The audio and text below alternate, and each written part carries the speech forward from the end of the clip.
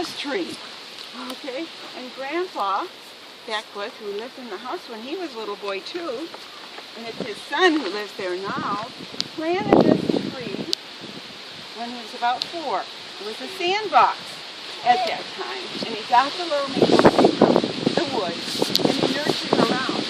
Now, under it, it's really big. And Grandpa's between 80 and 90 years old, so it gives you an idea of what a maple tree looks like when it's that age. Isn't it something? Big, isn't it? Big and beautiful. Now, how does that grow? So we'll look at a branch. A lot of you have seen this before.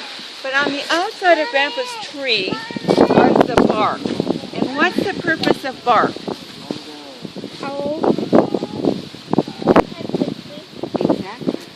So we don't want to take off bark. You know, sometimes you'll see people peeling it off, and I get distressed because that damages the layer that's growing that year.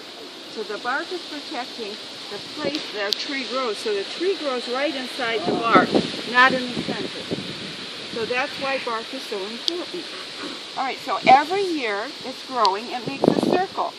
And you can see them pretty well here. First year it grew a lot. So we have 1, 2, 3, 4, 5, 6, 7, 8. We're in our 9th year. So when it gets cold like this, what's happening to the leaves? Falling off.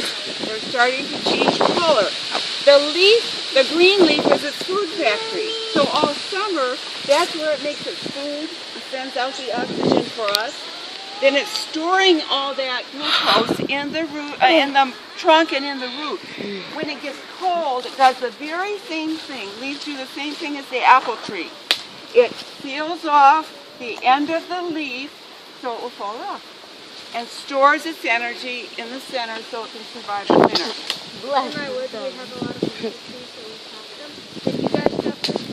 This is called a Norway maple. So when you have your sugar ones, if you look at the leaf will be a little bit more rounded in the part there. This one's more of a V, so it's a Norway, and then the sugar maple's that way. But basically it looks very similar in shape. Good question. Alrighty, let's go over here. We'll stop on the upper part of the barn, then we'll go take our hike, and we'll do more walking than talking. You may sit down if you want to take a little rest while we talk.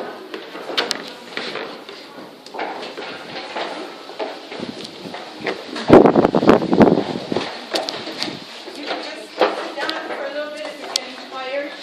We'll just do a little bit of a review, and I'll talk about some of the things here.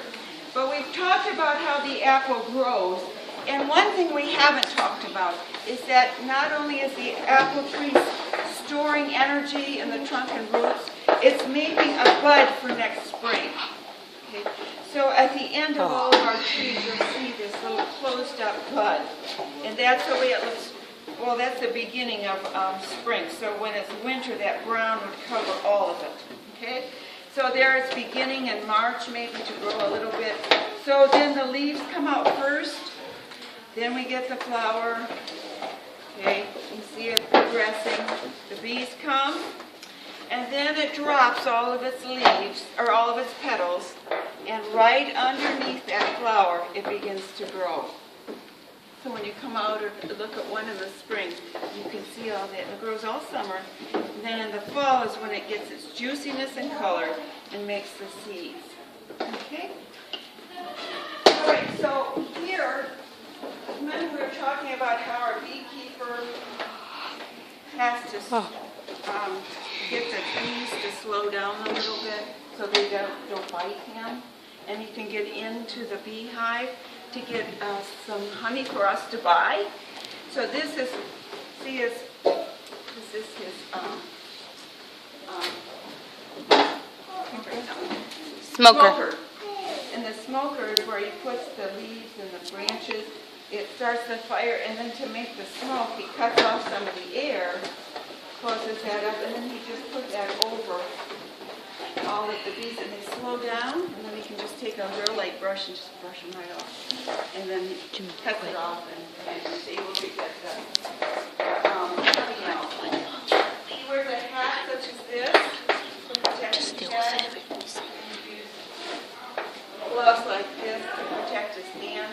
And there are claws, so here's his thumb and finger so he can pick up the rectangle and pull it out. When we get out on our hike, you'll see the beehives. This is the way our beehives look out in the field, and this is where the bees would be entering. All right, so here, these are some of the things the first families used when they were doing their plowing. So this is where the workhorses would have been in the yoke. Come over here. This is what they would have used to make their apple juice. They would put it in here and turn that around and squeeze it down. They wouldn't have had any rubber, so their wheels would have looked like this. We'll talk about the birdhouse later. Now the horses needed to have shoes, so they had to be blacksmith, and this gives out air to keep the fire very, very hot, so they can mold that little shoe to each horse's hoof. This is where they put the corn, which we're going to go to next, and they would take the seeds off for planting and selling. This is for their grape juice. They would have had grape vines growing, so same idea as our apple. And these are some ice picks and things that they used also at that time. Now we don't, this is kind of interesting. This is how they would have planted seeds.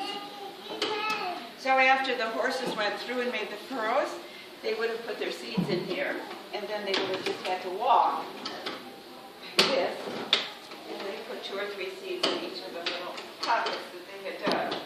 You think it would take a while? Yeah, it did. All right. So now this is the area of the barn where the food would have been stored for the horses. So that would have been hay on that side, and they would have brought it in either from here or up here. This would have stored some of their wagons, and then this is where they stored the food for the cows. They would have had some holes in their floors, so they would push it through. They wouldn't carry it around. It would have taken too long. All right, any questions? All right, let's hike now. We're going to go down toward the